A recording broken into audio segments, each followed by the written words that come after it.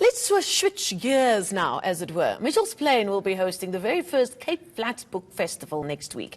It's part of National Book Week and is hosted by Read to Rise. Its chairperson, Athol Williams, is here in the studio to talk about the plans for this very first festival and what it means for bookworms in that specific part of the city. Athol, it's so great to have you here. I thought I'd have to speak to you from our Cape Town studio. So us Joburgers are very lucky to be able to pick your brain while you are here in real life.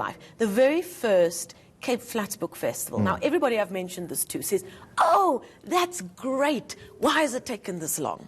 I think you're absolutely right. Why has it taken this long, right? I mean, you think in Mitchell's Plain alone, there are 1 million people. There isn't even a single bookstore, right? And so this idea of doing things as acts of hope, because on the surface, you might say, well, you know, Mitchell's Plain and Cape Flats all year are gangsters, alcoholism, etc. Why are we doing a book festival? That's literary. That's what elites going to literary festivals. So people go to the Franschhoek Festival, exactly. to Woordfeest. Exactly. And I say for that exact reason, that's why I wanted it in the Cape Flats. Because as an author and as a poet, I've attended all of those festivals.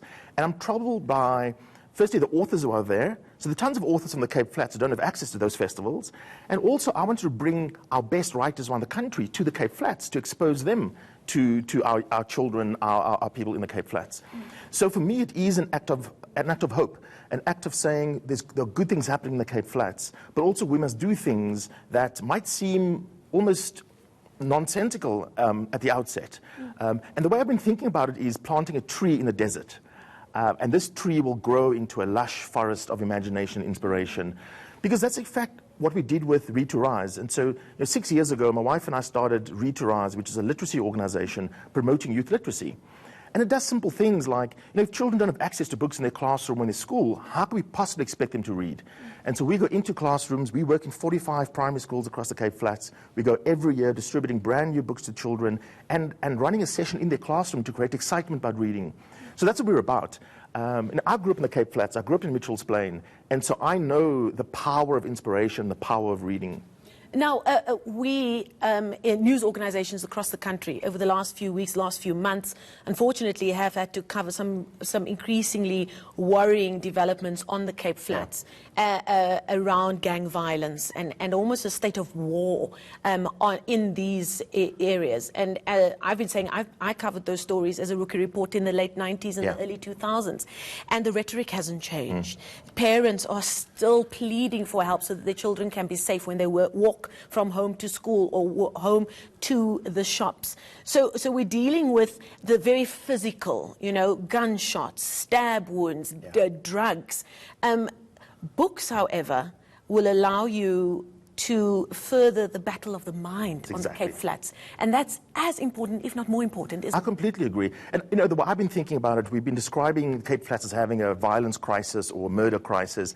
For me, it's a crisis of hopelessness. I think people turn to crime, to violence because of hopelessness.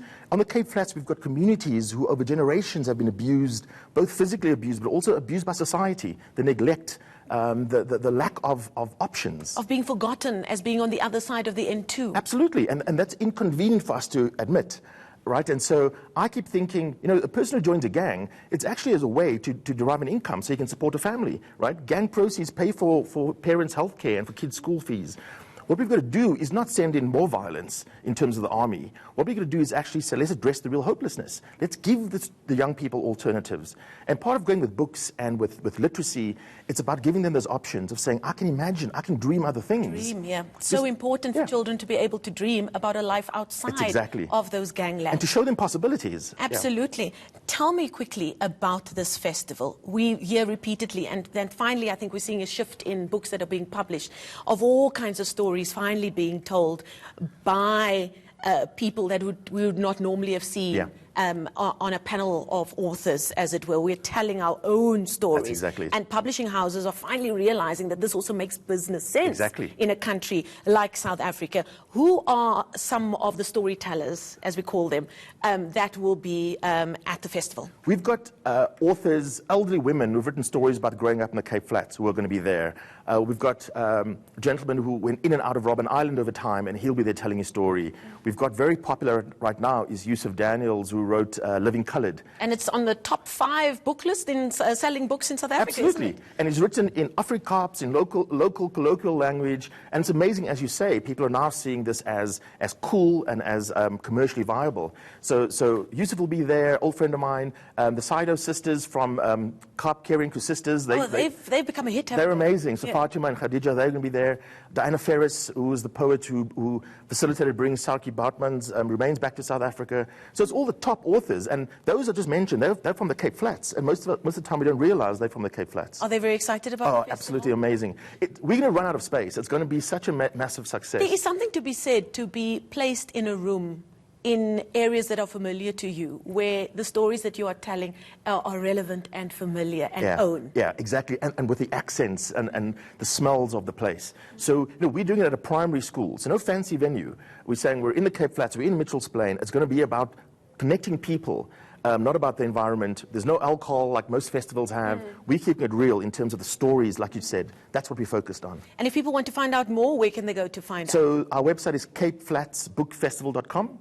The program's there. We'll have exhibitions. It's free entry. Food will be on sale. Books will be on sale. A few sisters on a Sunday morning. For sure. Before the first panel of fashion, Definitely. Right? Thank you so much. Athol Williams, he's the chairperson of Read to Rise, one of the founders as well, along with his wife. And this weekend, Saturday and Sunday, I believe, what is the school in Mitchell's Plain? West End Primary. West End Primary in Mitchell's Plain will be hosting the very first, and hopefully the first of many, of the Cape Flats Book Festival this Saturday and Sunday. We thank him for his time and we wish him everything of the best.